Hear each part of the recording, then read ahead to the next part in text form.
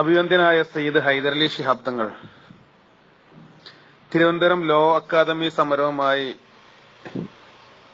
ബന്ധപ്പെട്ട് നിരാഹാരം അനുഷ്ഠിക്കുന്ന വി രാജേഷിനെ ഹസ്തദാനം ചെയ്തത് വലിയ സംഭവമാക്കിയിട്ട് സോഷ്യൽ മീഡിയയിൽ ട്രോളുന്നുണ്ട് ചില അല്പന്മാര്.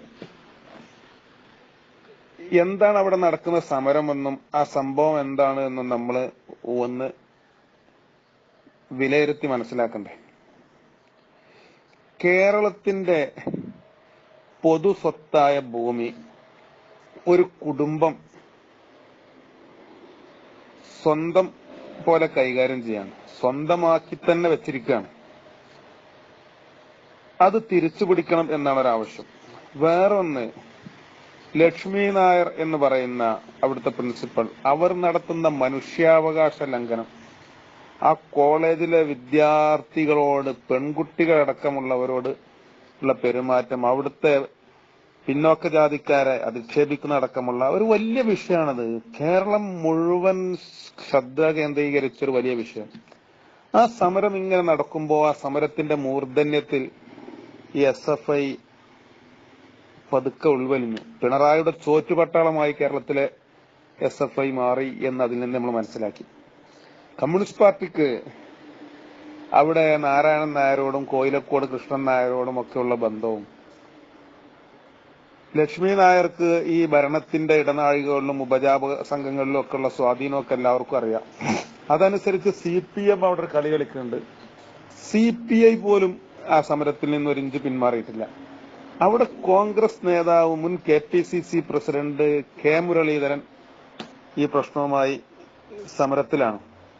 അവിടുത്തെ വിദ്യാർത്ഥി സംഘടനകൾ, SFI അല്ലാത്ത എല്ലാ വിദ്യാർത്ഥി സംഘടനകളും ഒറ്റക്കെട്ടായി ഒരേ സ്ഥലത്താണ് സമരം നടത്തുന്നത്. അവിടെ MSFന്റെ കൊടിയുണ്ട്, KSUവിന്റെ കൊടിയുണ്ട്, ABVP ഉണ്ട്. അവിടെ അവർ മറ്റ് ഒന്നുമില്ല, ഈ ഒരൊറ്റ അജണ്ടേ ഉള്ളൂ. രണ്ടാമതൊരു വിഷയം അവിടെ ഇല്ല. അങ്ങനെ ആ സമരം നടത്തുമ്പോ നമുക്കറിയാലോ, തൊഴിലാളി സംഘടനകളും വിദ്യാർത്ഥി സംഘടനകളും ഇതുപോലെയുള്ള കൂട്ടായ മുദ്രാവാക്യങ്ങൾ ഉന്നയിച്ച് എത്ര സമരം, BMSഉം CITയും കൊടി കൂട്ടിക്കെട്ടി അല്ലേ സമരം നടത്തല്, റെയിൽവേയിൽ, ഫാക്ടറിയിൽ ഒക്കെ.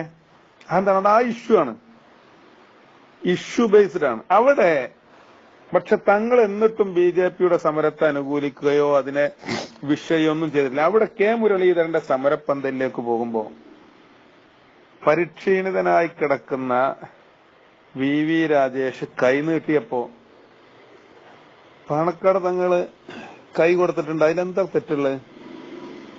VV രാജേഷ് എന്ന് പറയുന്ന ഒരു മനുഷ്യനെ തങ്ങൾ ഹസ്തദാനം ചെയ്തു, അത്രേ ഉള്ളൂ. ജൂതന്റെ മയ്യത്ത് കൊണ്ടുപോയപ്പോ എഴുന്നേറ്റ് നിന്ന് ബഹുമാനിച്ച പ്രവാചകന്റെ പാരമ്പര്യമാണ് ഹൈദരലി ശിഹാബ് തങ്ങൾ അവിടെ കാണിച്ചത്. അത്ര മനസ്സിലാക്കിയാൽ മതി. ജൂതന്മാരും മുസ്ലിങ്ങളും തമ്മിലുള്ള ബന്ധവും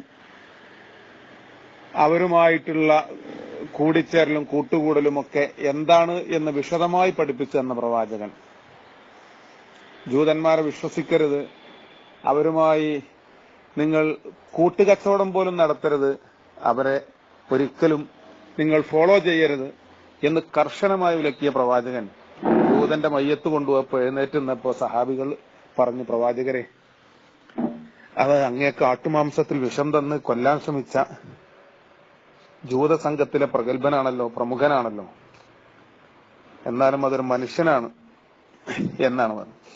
എന്നതുപോലെ ഇവിടെ നിരാഹാര സമരം നടത്തി അവശനായ ഒരാൾ കൈ നീട്ടിയപ്പോൾ കൈ തട്ടിമാറ്റുന്നത് ഹൈദരലി ശിഹാബ് തങ്ങൾ ഉയർത്തിപ്പിടിക്കുന്ന സംസ്കാരത്തിനെതിരാണ്.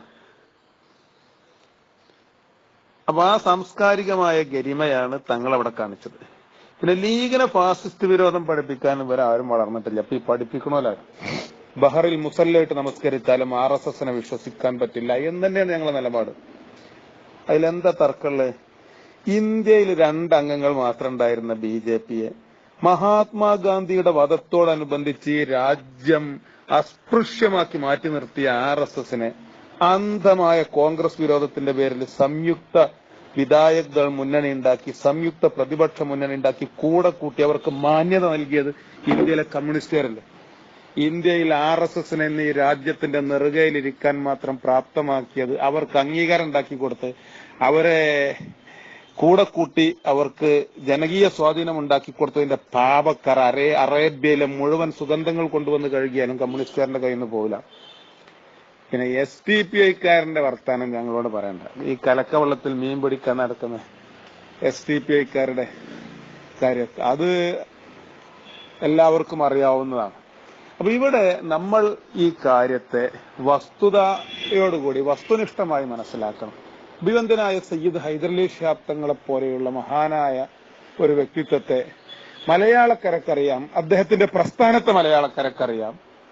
അതുകൊണ്ട് ഞങ്ങളെ ഫാസിസ്റ്റ് വിരോധം പഠിപ്പിക്കാനും ഈ ഒരു ചിത്രം ഇങ്ങനെ സോഷ്യൽ മീഡിയയിൽ ട്രോളിയിട്ട് മുസ്ലിം ലീഗുകാരെ ഒന്ന് പ്രകോപിപ്പിക്കാനും ആരും ശ്രമിക്കണ്ട. അതിന് വെച്ച വെള്ളം അങ്ങോട്ട് വാങ്ങി വെച്ചാൽ മതി.